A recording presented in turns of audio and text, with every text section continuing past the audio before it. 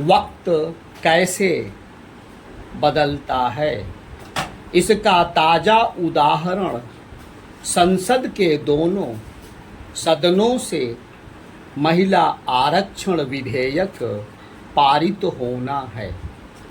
इस विधेयक को उन अनेक दलों ने भी अपना समर्थन दिया जो पहले उसके विरोध के लिए किसी भी सीमा तक जाने और यहाँ तक कि संसद में इस विधेयक की प्रति फाड़ने और धक्का मुक्की करने के लिए भी तैयार रहते थे।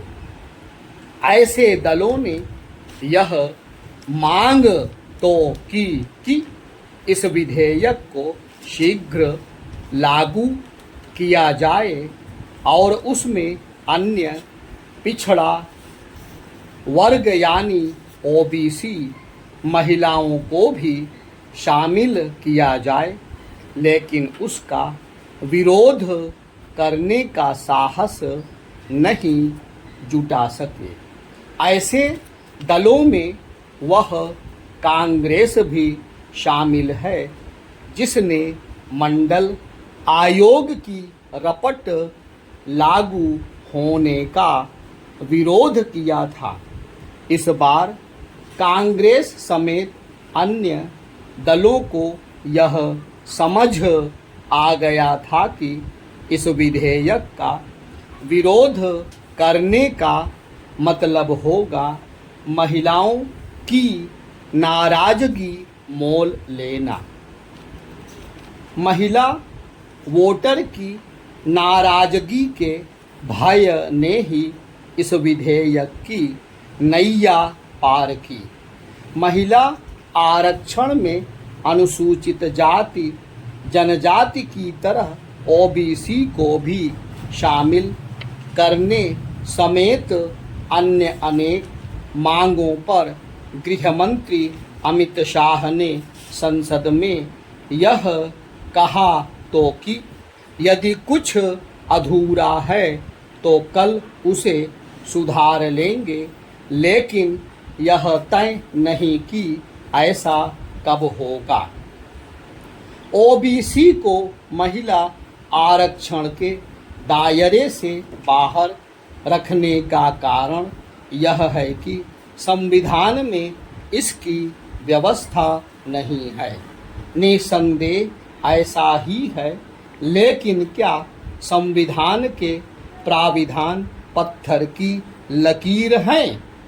ओबीसी को महिला आरक्षण के दायरे में लाने की आवश्यकता इसलिए है क्योंकि इस वर्ग की कई जातियां ऐसी हैं जिनकी सामाजिक आर्थिक स्थिति दलितों जैसी है।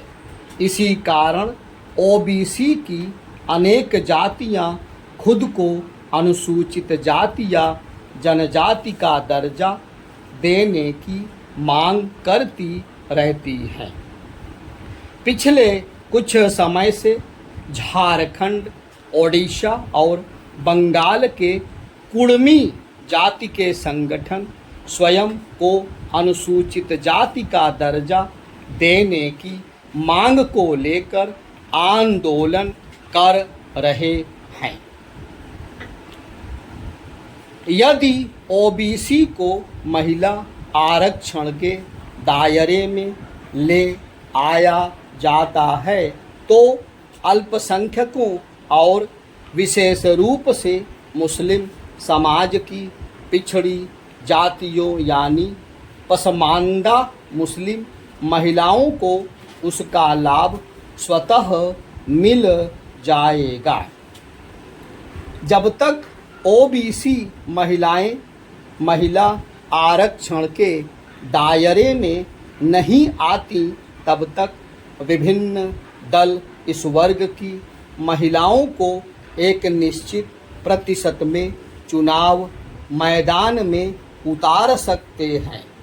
जो दल ऐसा करेगा वह चुनावी लाभ हासिल करने में सफल रहेगा।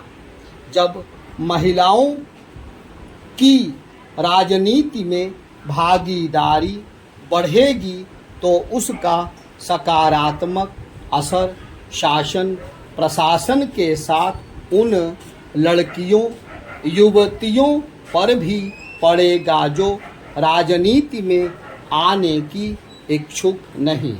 उनके अंदर किसी अन्य क्षेत्र में कुछ कर दिखाने का जज्बा बढ़ेगा। यदि भारत को सचमुच विकसित देश बनाना है तो कार्यस्थलों में महिलाओं की हिस्सेदारी बढ़ानी होगी।